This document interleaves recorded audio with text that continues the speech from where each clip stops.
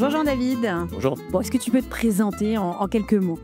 En quelques mots. Donc, Jean-David Benassouli, moi je suis en charge de l'ensemble des équipes produits, donc des équipes de vente sur les produits, avec un focus Salesforce, avec un focus particulier sur le commerce et le marketing. Alors, beaucoup de focus, mais justement, j'aimerais qu'on fasse un focus sur les tendances du marché. Vous, chez Salesforce, vous produisez énormément de contenu, vous avez même vos propres index, mais partage-nous ce que tu pressens là sur ce marché retail. Alors sur le marché retail, pas de surprise, on va parler data, on va parler IA et on va parler agent. Tu as tenu 1 minute avant de nous parler Voilà. d'IA et J'ai- d'agent. j'ai- Bravo. J'ai retenu, on avait un peu préparé. Voilà. Euh, donc ce qu'on voit aujourd'hui sur le marché, hein, avec l'ensemble de... Et là, c'est pas uniquement en France, hein, c'est que on voit que 58% des acheteurs aujourd'hui utilisent l'IA aujourd'hui en ligne, avant, pendant ou après un achat. Ce qui est aussi important, c'est qu'on voit que 30% des acheteurs utilisent l'IA sur leur mobile en boutique. Donc on a cette vraie notion d'omnicanalité, y compris pendant le funnel et y compris quand il y a des achats en physique, avec une vraie hybridation. Et enfin, ça c'est un vrai sujet, on parlait de nos data, nos IA, mais aujourd'hui, encore aujourd'hui, on voit que 37% des vendeurs, en tout cas c'est eux qui le déclarent avoir un accès à des données unifiées. Et donc, comme tu dis, quelles sont les tendances aujourd'hui qu'on voit aujourd'hui? Bah, la première tendance, c'est que pour développer cette IA et ses agents, on en revient au sujet du socle de données et comment unifier ces données. Et là, la force, et on pourra en reparler, c'est que on a ces solutions commerce chez Salesforce, mais on a des solutions beaucoup plus larges, étant numéro un sur la partie CRM, donc la partie service client, la partie vente, la partie commerce et marketing. Ce socle de données unifié, il est à la base de tout. Je vais revenir une seconde sur les tendances.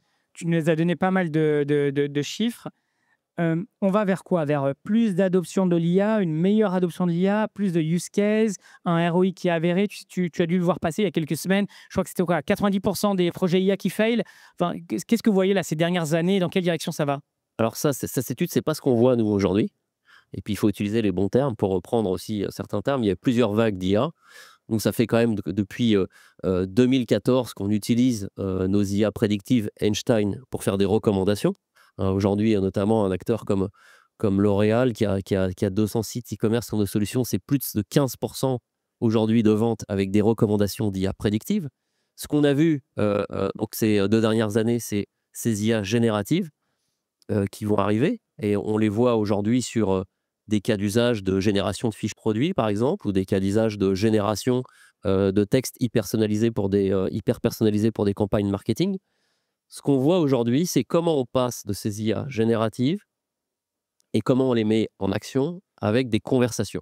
Et c'est le vrai sujet de la tendance aujourd'hui, c'est que comment on passe en modèle de conversation. Nos IA aujourd'hui sont prédictives, sont IA génératives. Ce qui va arriver sur les 12 à 18 prochains mois et ce qu'on fait aujourd'hui avec nos clients, c'est cet aspect de hyper-personnalisation et conversationnel, comme on le fait aujourd'hui avec ChatGPT ou encore Claude, dans le monde du commerce, avant l'achat, pendant l'achat et après. Et on parlera aussi de cette notion de service client qui est très importante. Alors justement, Jean-David, de la conversation à la conversion, comment est-ce qu'on met un petit peu d'IA? Alors l'IA, on la met en centralisant ou en ayant accès aux données. Donc c'est ce qu'on fait, nous, et c'est ce qu'on s'efforce de faire avec nos clients maintenant depuis plus de 3 ans, notamment à travers notre solution Data Cloud. On veut avoir une donnée de qualité, on veut pouvoir hyper personnaliser. Et pour pouvoir hyper personnaliser, il faut avoir cette fameuse vue 360. Donc évidemment, c'est des données historisées d'achat, mais c'est aussi toutes les données de navigation. C'est aussi les données d'interaction avec le service client. Où était ma commande? Est-ce qu'il y a eu des produits qui ont été retournés? C'est les données de vente. Et puis, on le voit, c'est aussi des données qu'on va avoir avec nos partenaires et donc pouvoir intégrer des données qui sont dans un écosystème, des données de météo, des données d'études. Donc, il faut avoir cette donnée. Pourquoi? Parce que les IA, pour pouvoir hyper personnaliser, elles ont besoin de ces données de qualité. Pour faire ces conversations, on a besoin de ces données. Donc, ça, c'est ce socle de données. Une fois qu'on a ces socles de données, on va pouvoir développer un certain nombre d'agents. Et qu'est-ce que ça veut dire, les agents dans le monde de l'e-commerce? On va les catégoriser assez simplement. On va avoir des agents pour le monde du back-office, l'administration. Donc là, ça va être le merchant agent. Donc ça, c'est des agents qui vont pouvoir vraiment faire gagner énormément de temps pour les administrateurs de sites. On parle de génération de fiches produits, on parle d'administration des back-ends et de génération et aussi de contrôle et de tests sur la partie prix, notamment, qui prend un certain nombre de temps. Et puis la deuxième partie des agents, ça va être pour les shoppers, donc les shopper agents. Et là, on avait des recommandations, on va passer sur des conversations. Donc, des questions comme on les pose aujourd'hui, mais de manière très précise. Par exemple, je veux acheter une robe de mariage pour un mariage qui va avoir lieu sur une plage. Donc là, on a une partie syntaxique, on a une partie d'IA générative qui va aller chercher dans un catalogue de manière très différente de ce qu'on peut faire aujourd'hui, qui va être plutôt de manière guidée ou très traditionnelle de catalogue.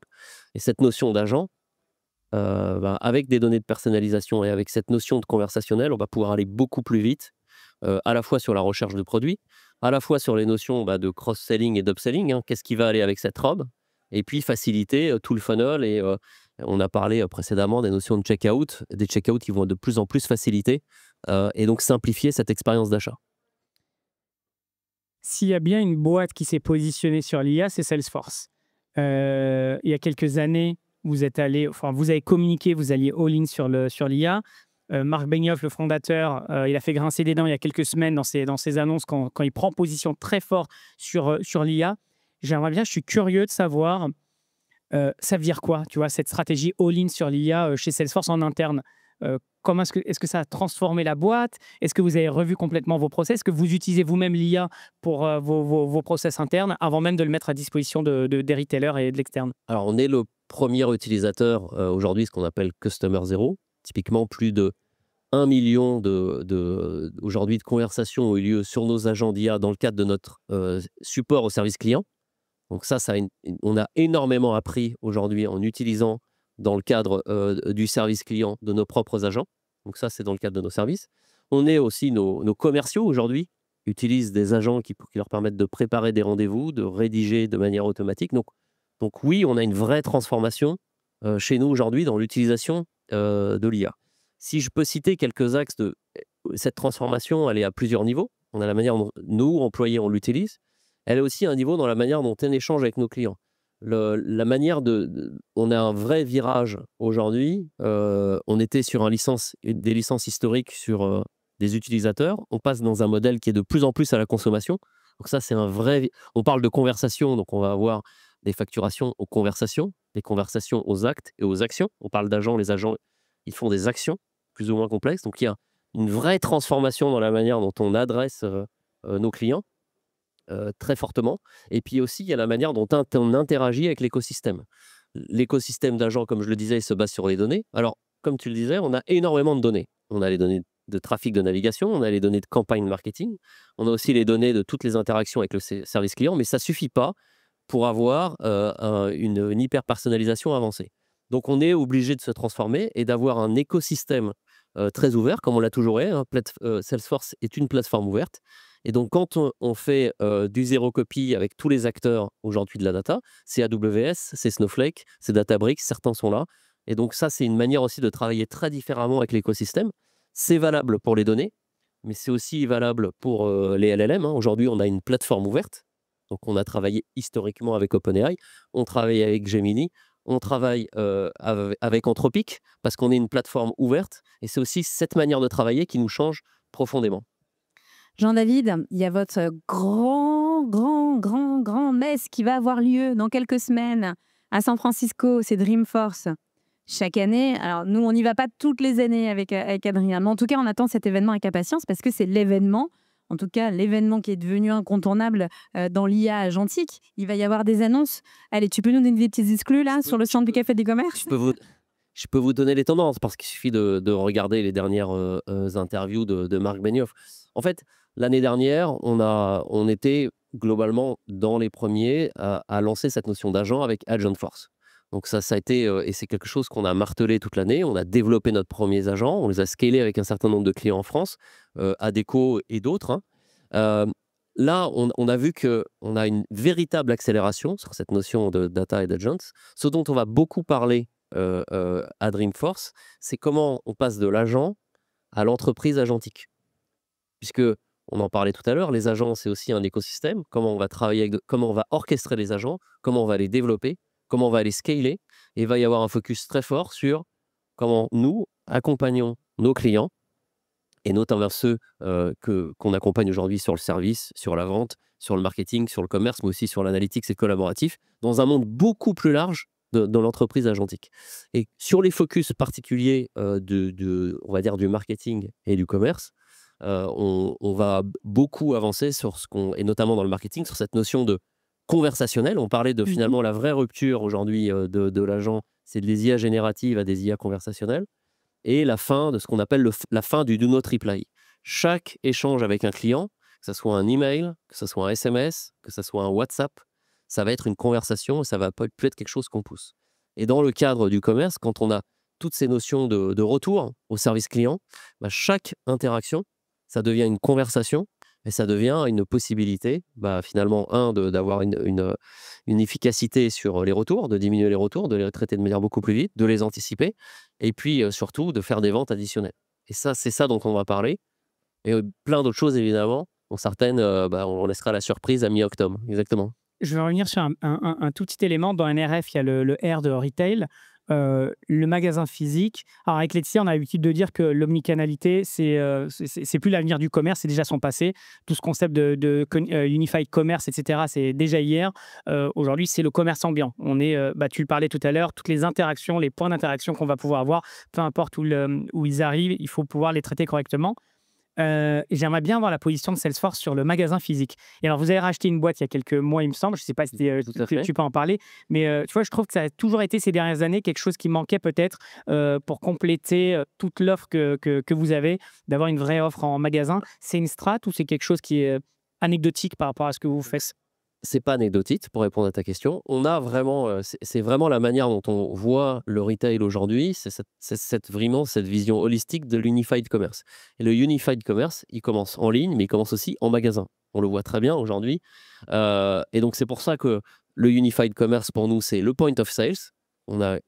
Cette société qu'on a rachetée aujourd'hui et qu'on intègre complètement dans le point of sales, que vous pouvez voir aujourd'hui chez Oka à Paris ou chez Under Armour. Donc ça, c'est des choses qui sont... qu'on va continuer de développer. C'est évidemment la partie de l'e-commerce qu'on connaît bien. C'est la partie paiement, c'est la partie loyalty qui est vraiment importante. Donc cette fusion entre le marketing et le commerce sur les sujets de fidélisation, où on voit tous nos clients en fait soit refondre leur programme de fidélisation, soit lancer des programmes de fidélisation. Et puis, on développe aussi autour beaucoup notre solution OMS parce qu'on a beaucoup de sujets de retour, de service client. L'interaction avec le buyer et le shopper, il se base sur le service client. Et comme on est le numéro 1 des services clients, c'est quelque chose qu'on voit de manière unifiée. Donc non, c'est pas anecdotique. Et oui, le magasin reste prioritaire. On le voit tous les jours avec nos clients. En revanche, cette omnicanalité, elle est véridique et elle se joue aussi en magasin ou en point of sales dans l'expérience. Merci Jean-David. Vous avez l'honneur et le privilège d'avoir Jean-David qui est ici avec sa solution numéro 1 sur l'IA agentique, en tout cas dans le commerce. Si vous avez des questions, n'hésitez pas. Gérald, tu as une question? Non, je croyais. Allez, je vous vois trépigner d'impatience. Arnaud? Non, parce que sinon, je suis obligée de laisser le micro à Adrien. Et il l'a déjà depuis un bon moment. Donc, j'aimerais bien que d'autres personnes prennent le micro. Non, il faut que je te le laisse vraiment. Bon. Je vais te poser une question très, très, très, très, très difficile. Si tu dois expliquer ce que c'est Salesforce en une phrase, tu dirais quoi? Et on va dire que tu parles à tes enfants ou à quelqu'un qui ne vient pas de ce milieu. Oh, regarde ce que De manière simple. Moi, j'étais incapable d'expliquer ce que je fais. Ma famille, c'est toujours pas ce que je fais. Mais Salesforce, je trouve que c'est encore un niveau au-dessus. C'était le numéro 1 de la relation client, des logiciels de relation client. Puis c'est devenu le numéro 1 de la relation client IA. Et puis Salesforce va devenir le numéro 1 de l'agentique entreprise. Voilà. Et après, l'agentique entreprise, ils pourront chercher, on trouvera, et notamment à Dreamforce, ce que ça veut dire. Merci beaucoup. Il y a, je crois, une dernière chose que tu voulais nous partager, un rapport, non? Tu vas en parler? Oui, alors, on a parlé de Dreamforce. Tous les ans, après le Black Friday, on sort notre étude Connected Shoppers et on voit toujours des tendances. Notre plateforme aujourd'hui est très sollicitée, elle a une très forte scalabilité pour tenir ces Black Friday. Et j'en profite pour dire que tu me parlais de ce qu'est Salesforce. Il y a des choses dont on parle moins, mais sur lesquelles on voit aujourd'hui une très forte croissance. On a beaucoup parlé du retail B2C, mais on voit aujourd'hui le commerce B2B et la digitalisation, une accélération de la digitalisation de tous les process des commerces sur la partie commerce B2B qu'on voit de manière très forte. Donc, il y a les shoppers, mais il y a aussi les entreprises et on voit une très forte croissance aussi dans cet axe-là. Jean-David, rappelle-nous, Dreamforce, c'est très bientôt, c'est au mois d'octobre. C'est mi-octobre. Tu y seras? J'y serai, évidemment. Comme tu dis. Génial. Et alors après, tu pourras nous partager tous tes insights. Après, on a pour tous nos clients et nos partenaires ce qu'on appelle les Innovation Days de novembre à janvier, sur lequel on vient porter toutes les innovations pour ceux qui n'ont pas vu venir à San Francisco, même s'il y a des webinars sur Salesforce+, c'est bien aussi de faire ça. On le fait à Paris, mais on le fait aussi à Marseille, à Nantes, à Lille, et on le fait aussi en région. Voilà. Super. Merci beaucoup, Jean-David. Merci bientôt. pour l'invitation. Bon voyage à San Francisco.